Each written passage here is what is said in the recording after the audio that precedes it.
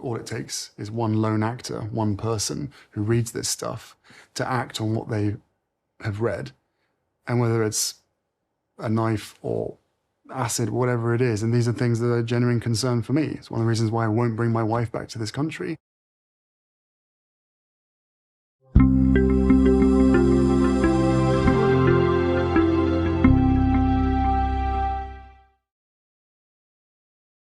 You ever notice how the royal press always says Prince Andrew made mistakes? But when it comes to Prince Harry, it's he betrayed the Queen. Strange, isn't it? One man stands accused of horrific crimes against vulnerable girls, and somehow he's described with words like loyal and misunderstood. The other? He married a brilliant black American woman, and suddenly he became the family disgrace. Welcome back, my darlings. We peel back the velvet curtain and tell you what the palace doesn't want you to see.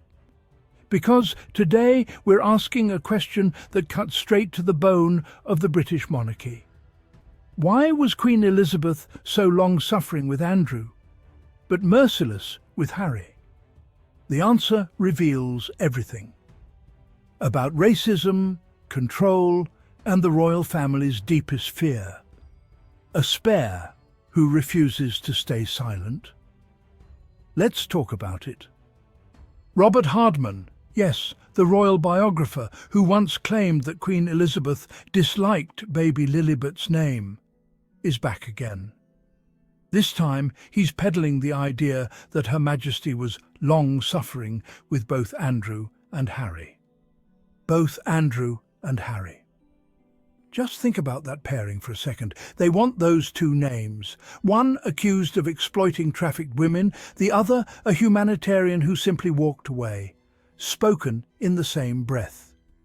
To them, Prince Harry's greatest sin wasn't betrayal. It was freedom. He refused to play their game. He refused to let history repeat itself. And worst of all, he found happiness outside their walls. Make no mistake, my darlings, the palace had a script ready for Harry.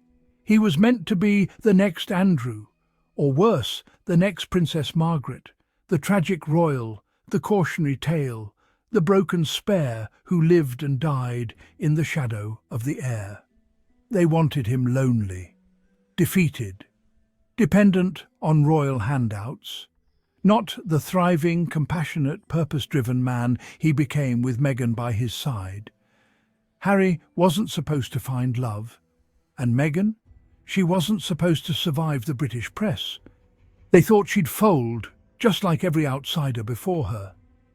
But instead, she stood tall, radiant, educated, and grounded. And together they rewrote the royal rulebook. They became what the monarchy pretends obeyed us.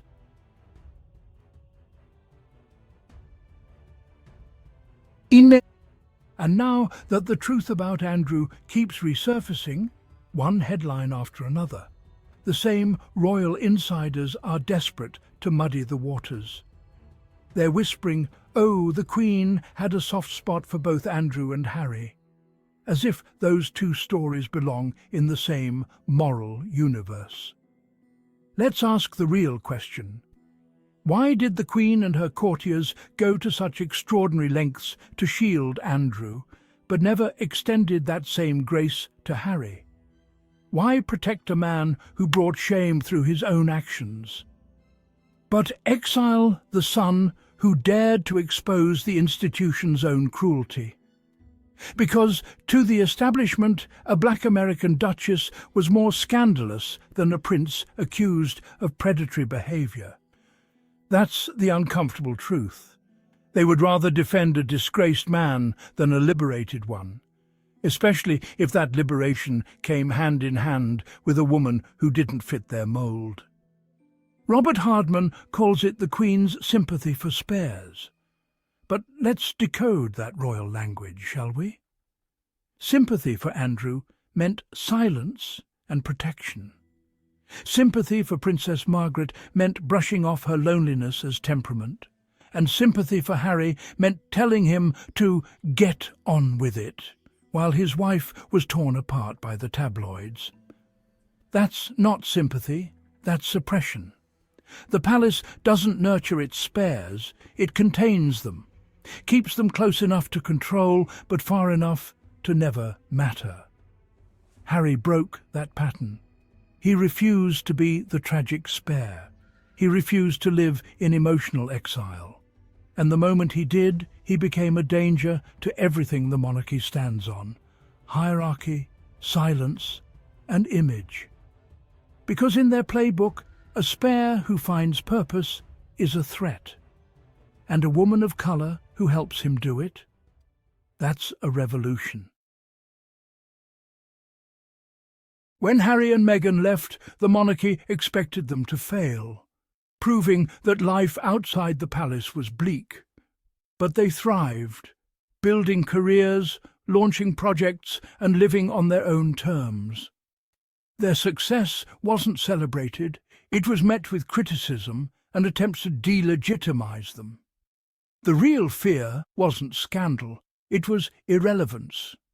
If a prince could find joy and purpose outside, what was the monarchy for? Harry's happiness highlighted the confinement of those who stayed. The institution needed him to remain dependent, a source of control. An independent, thriving Harry was a dangerous example. His success offered a seductive alternative to royal duty. The stories of Andrew and Harry reveal the monarchy's deepest fear. Andrew's scandal was a crisis the system could manage, a fire to be contained. His loyalty never threatened the institution's existence. Harry's happiness, however, is a rising tide, an existential threat. If fulfillment is possible outside the royal system, why should anyone believe in its value? The narrative that equates Andrew and Harry is a fiction designed to protect the crown.